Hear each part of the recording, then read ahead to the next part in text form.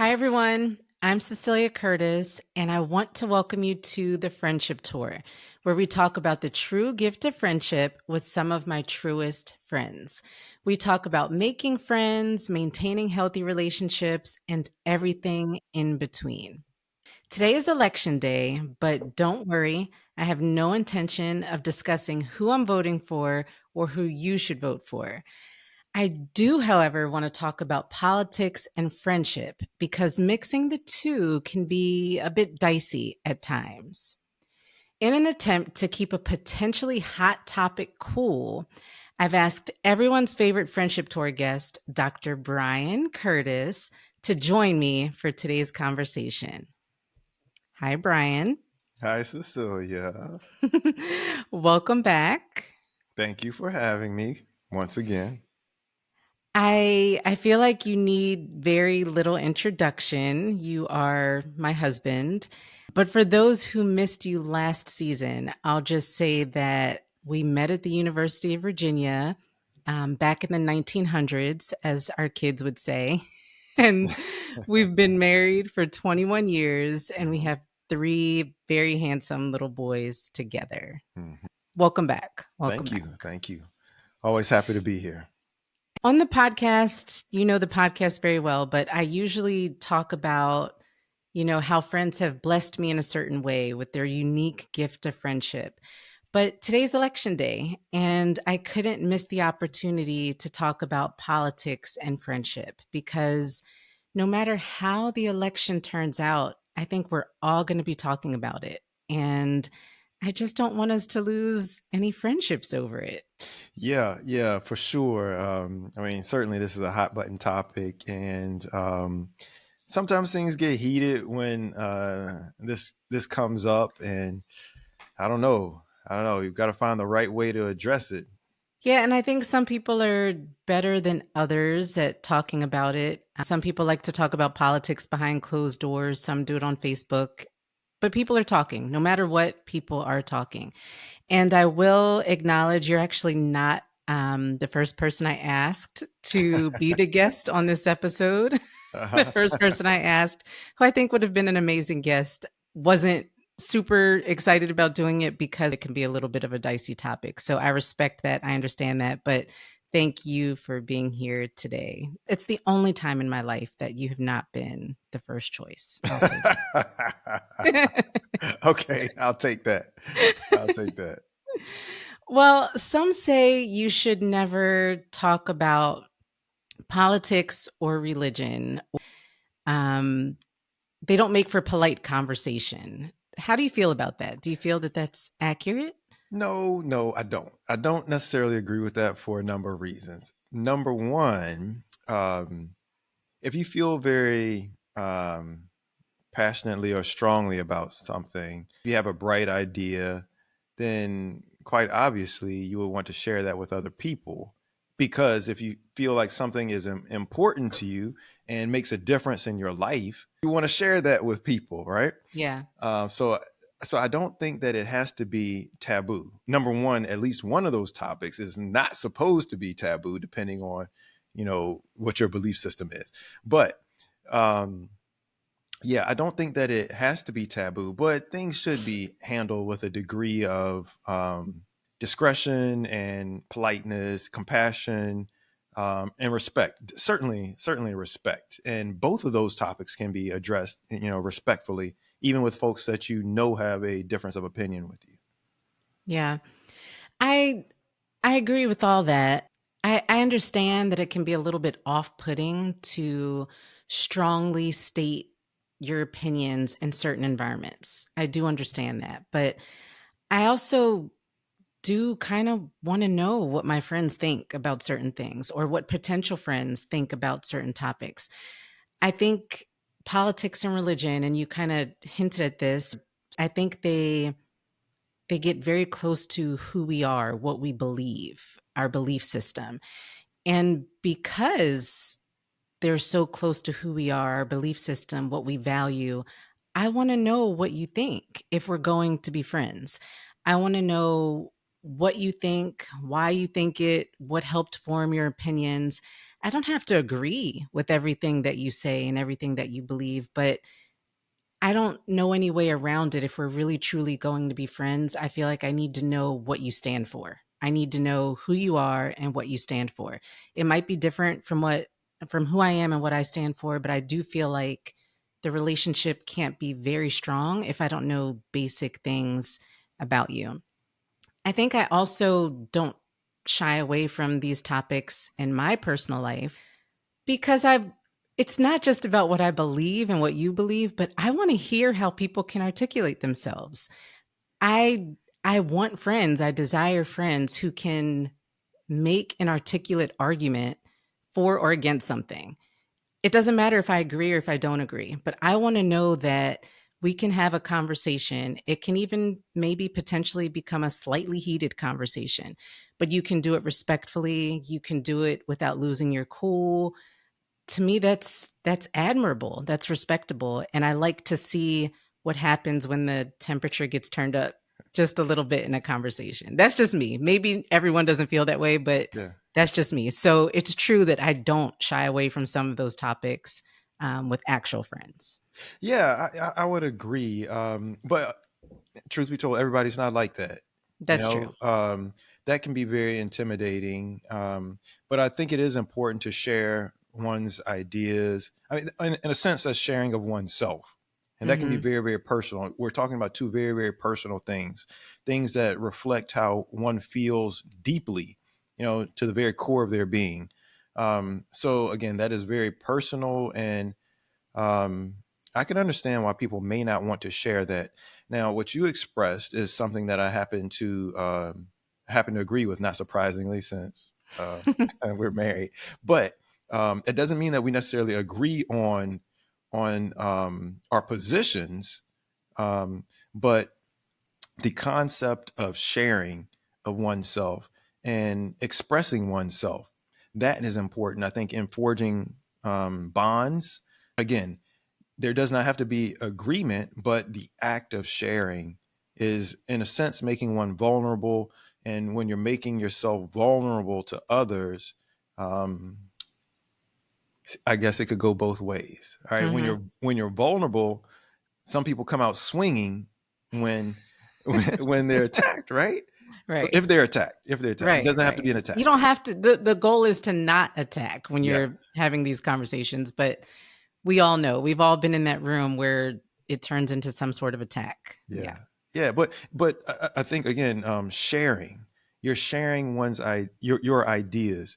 If the listener is receptive to that and recognize that you're doing just that, you're sharing of yourself, something very personal. Then, if that's handled in a respectful manner, then it can be a very good exchange, a very positive exchange. And you don't have to be on the same page, but if you can clearly say, why you think what you think, then I think that can go a long way in building a relationship, strengthening a relationship, and allowing a relationship to progress. Yeah, I don't think we have to agree. I do want to hear how people communicate, how they articulate their positions. That being said, there are some deal breakers. You know, we don't have to agree, but if we're talking, and I think we all have those deal breakers, and we don't have to go into them on this episode, what they are for us personally, but we all have them. And I'll be honest, there are some deal breakers for me. There's some things that I'm like, oof, I can't believe you kind of feel that way. And I'm not sure where the relationship is going to go from here. So I guess that goes back to people being vulnerable, feeling vulnerable, because if you don't know what the other person's deal breakers are, and then you unintentionally or intentionally step into one of them, that could be problematic for the relationship. But that's just the truth. I know that there are some deal breakers for me, and I'm sure a lot of people feel that way. Sure, everyone has that line that you can't cross. Yeah. Some things you just don't do. And as a person, you got to kind of recognize when you're treading close to that line. Yeah. And if you don't recognize that, then that's kind of like, okay, am I missing some cues here, or do I just not care about cues? Yeah. Right? Some people go stomping like what is it, a bull in a china shop and just breaking stuff up because they don't care. Um, at those points, if you respect the person that you're talking to, if you respect the relationship, if you care about um, the standing of the relationship, then sometimes you got to step it back and scale it Yeah. back a little bit. And like you said, people aren't always going to tell you that you're getting close to their line, but body language is really communicative too. Like, Hmm. start looking for things like that. Someone once said to me, um, I noticed that you get really upset every time we talk about XYZ. And I said, then why do we keep talking about XYZ? Like, why do you keep bringing it up? And it Uh, was just it was a very basic like conversation that we didn't understand one another. Like, you see the cues, but you're not doing anything about it. but some people don't see the cues. Yes. They, Okay. What do you right? do with Some that? people just don't. Yeah. Like, I mean, if we're talking and I see you lean back in your seat and cross your arms, okay, I gotta right. Yeah, I gotta read that body language. Um, some people just totally miss that kind of thing. If I see that vessel in your forehead start throbbing, pretty intensely, then yeah, maybe I'm pushing your buttons a little bit. Yeah. Yeah. All right. So at least you and I think maybe politics and religion are not completely off the table in polite conversation, in conversations with actual friends. So let's say you are going to talk politics with a friend. Mhm. Do you have any thoughts, any tips on how to safely do that? Sure. Number one, be respectful and recognize that, I mean, they are your friend. They're your friend for some reason. There's Yeah. something that is drawing you to this individual and something that you like about that individual. So they may have some difference of views and difference of thoughts, but you don't find this individual completely detestable. So you probably want to preserve this relationship. So you should approach it in a respectful manner. I think that's the first thing. um, and recognize that there can be a difference of opinion without making the person just a bad individual. So often we put individuals or others who have different opinions in the camp of being all bad. It's Right. like you're either all good if you agree with me, or you're all bad if you disagree with me on a certain point. And it doesn't have to be that way. By and large, most people really are very, very similar. Like, there are far more similarities between individuals than there are differences, but we tend to Yeah. focus on those differences for some reason. I guess it's just human nature. But yeah, recognizing and remembering that there are many things that we share in common, and this may be one thing that we just don't necessarily see eye to eye on. Yeah. I also think just part of that showing basic respect, just keep your voice at a calm, Mhm. reasonable level. I think when people get excited, their voices go up, but sometimes people feel like that's threatening. Mhm. And I know that my voice goes up when I start getting excited. But when you know that the conversation is about something that's already just kind of exciting, it's heated, it's a challenging topic, you might have to work a little bit harder to keep your voice reasonable, eliminate like the name calling, and just assume the best in others. Yeah. Yeah, it doesn't have to be personal, Yeah, I or you agree. shouldn't resort to something personal. In my opinion, I think it should be an exchange of ideas. Yeah. You know, just what do you think about this particular topic or position, or whatever the case may be? What do you think about it, and why do you think about it, or why do you think about it like that? And I think there's one thing to engage in a debate, and there's another thing to engage in a discussion. And Mm, when you're talking with your friends, hopefully, it's more along the lines of a discussion. If you're talking about ideas, you're not necessarily listening with the intent of retorting. you know mm, you're listening to hear what the other person is saying rather than just formulating your opposing point and your counterpoint. you Yeah, know, your comeback, and your basically. comeback. Yeah, just Yeah. listen. This is your friend. Just listen to what they have to say. You might learn something. Yeah. Imagine that. Learning from something from somebody that has a different opinion. That's not a bad thing.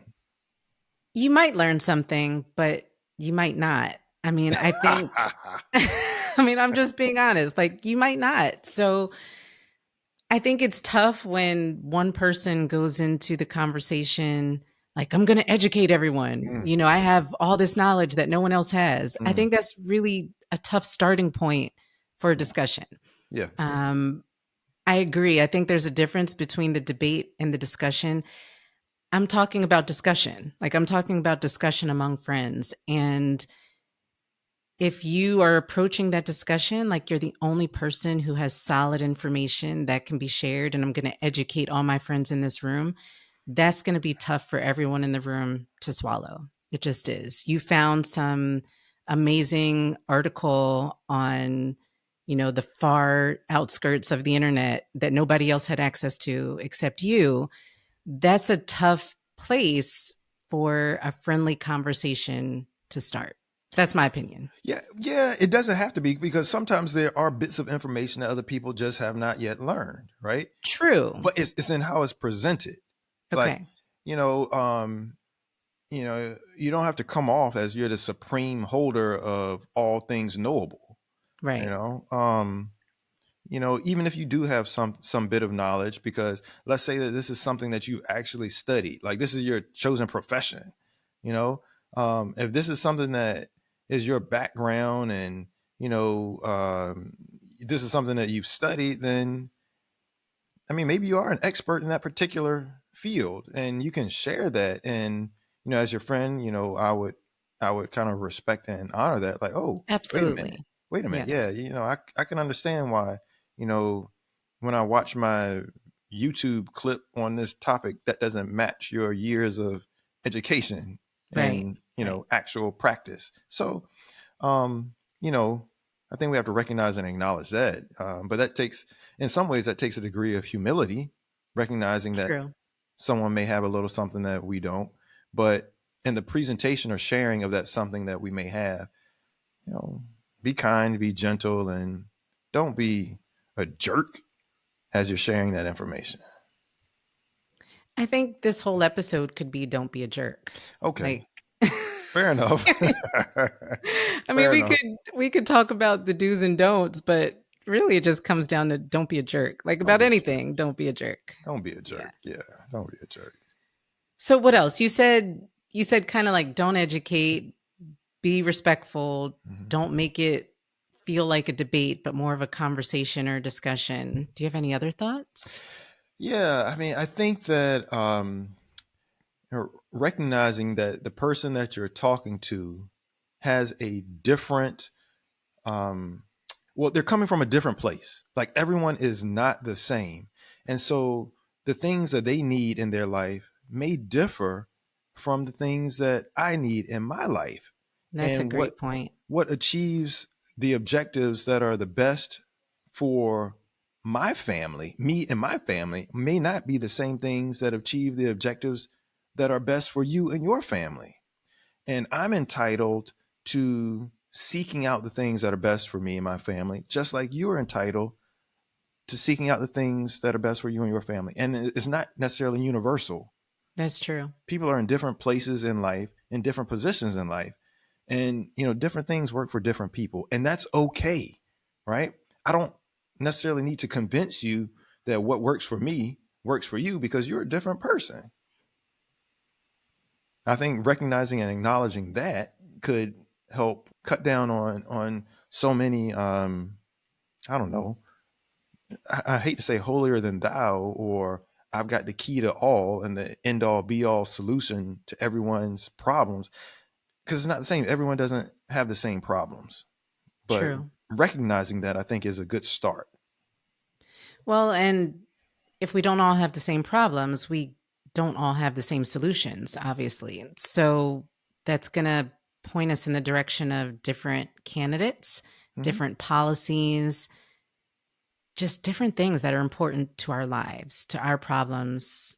Yeah, absolutely. That's a great point. Yeah, there's no one solution that works for everyone. I mean, Right. that's just a fact of the matter. And people prioritize things differently. Some people put a lot of weight in just one or two issues.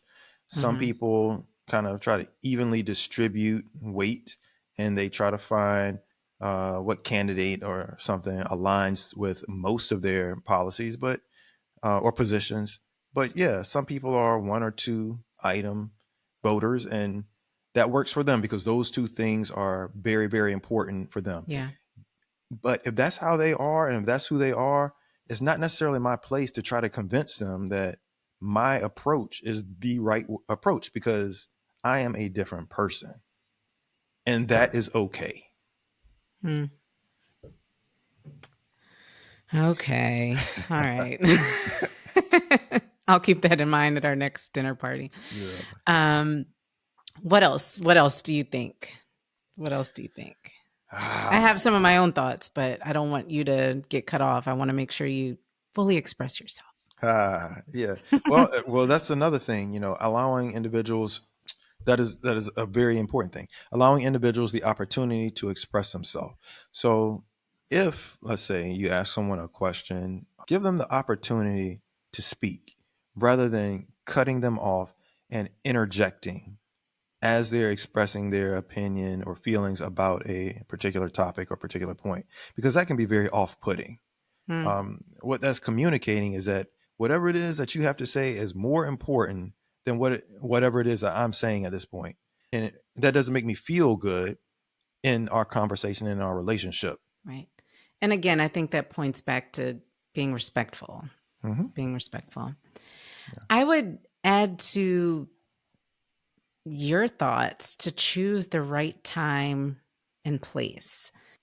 This whole conversation is about friendship. Like, this assumes that we're talking about politics and religion, or in this case, politics, within the context of some friendship. But even with that, there's a good time and a good place, and I don't know that we all agree on the time and the place. I personally think these conversations are better for intimate gatherings. I could be Hmm. wrong. I mean, if you're at a political rally, that's completely different. But I do think because of the unique nature of sharing your beliefs and your values, there's the potential for you to be exposed, to be vulnerable, by sharing your beliefs and your values. I think it's better reserved for intimate settings. I think if there is any potential for you to influence someone's decision or change someone's mind or educate someone in some way, I think it's more likely to be done in an intimate setting, like a one on one phone call, a dinner with three or four friends. I think it's less likely to happen in these large settings when people cannot and do not understand your tone of voice. They don't understand your sarcasm. I think technology does not help us with some of these conversations, whether it's texting or social media. I don't think those platforms are necessarily the most helpful in communicating how we feel about our values and our beliefs. Well, I agree with you. I think sometimes in large settings, the groups can quickly divide into an us and a them, Right. and it becomes more of a battle. Like, okay, everyone on this side feels this way, and we're gonna form alliances, and we're gonna echo each other's points and back each other up, and then it can sometimes turn into a bit of a battle.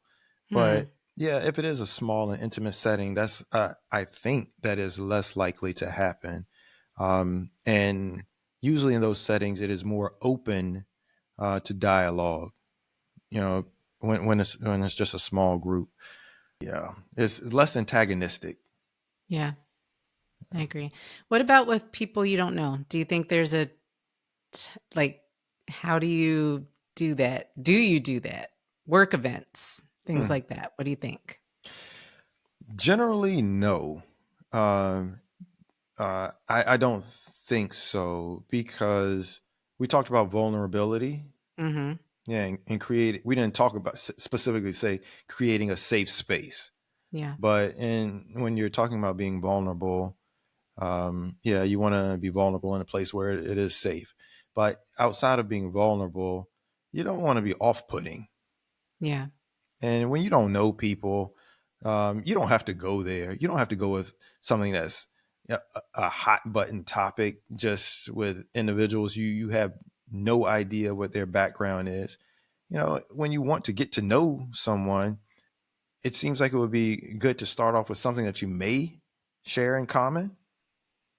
That way, there's a bridge that's there that you guys can kind of meet in the middle. Two individuals don't know each other. Hey, what do you think about something very, very general where you can meet in the middle and you can go from there? There's just some starting point. But yeah, I think it's setting yourself up for a contentious engagement when you jump right into an issue such as politics with individuals you don't know. Yeah. I agree. And there can be ramifications for it too. I Yeah. mean, you're doing it at work, depending on what your work environment is. I mean, it's completely off limits in some work environments, Right. you know, because it can damage work relationships and then it becomes an unprofessional environment. And, that has all other kinds of consequences.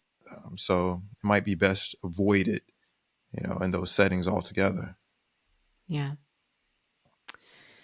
Any other thoughts on talking politics and saving friends? Yeah. I think you got to know when you're approaching that limit. Yeah. Oh, Read we the room. Like, read the room. Whether it is a lit. Sorry, I just cut you off. That was one of the things we're not supposed to do. Right. No, no. I mean, you're right. Read the room. Yeah.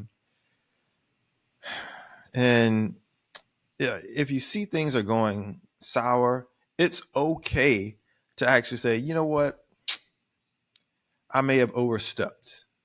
My Hmm. bad. I'm sorry. I may have overstepped. I didn't mean to come off like that. I recognize that, we just have a difference of opinion here. And, I think this way for this reason because this is what works for me. And I recognize that you have a different opinion, and that's okay. Be willing to step back. You don't have to just keep charging hard Yeah. towards doom and destruction. You can change course. Well, hopefully you can change course, but you shouldn't be, bullheaded and obstinate about driving your point home to the degree that it just damages and destroys, those who were once your friends. We've heard before it's okay to disagree, but you don't have to be disagreeable. Hmm. Right? So that can be an approach to things. And, when it gets to the point that in the discussion you're just saying the same things over and over and over again, then it's not really being productive. So that might be a good time to say, well, okay, I hear what you said. I don't necessarily agree, but yeah, we can change the topic. We can go on to something else. Well, thank you. I Oh, think this was very helpful for me. Like, I'll be more mindful for the next couple of weeks as we see how all this plays out with our country and the results of the election. I'll be more mindful of these things when I'm having conversations, but I just know the last time we had a national election, a presidential election, some friendships made it and some didn't, and I thought that was really quite sad. So I wanted to at least talk about it. I can't say that I'm going to get it right, but I at least wanted to talk about it. So thank you for talking about it with me. no, and thank you for broaching this topic. It's clearly a heated topic and one that's very, very prevalent. You spend any time on social media, you can see people going at it. You turn on the TV. And honestly, I think that news media certainly doesn't help. It Yeah, certainly doesn't help because people just go so hard and they demonize those who have differing opinions, and it just doesn't have to be that way. right. You can have civil discourse. Yeah. Well, I will note that some of the points that we discussed came from an article by Celeste Headley on ideas.ted.com. And then, of course, we added our own Curtis twist to it. Thank you for listening to us talk about politics and friendship. And I think that's it for the friendship tour today. All right. Thanks, Bryan. Thanks, I'll see Cecilia. you later. All right.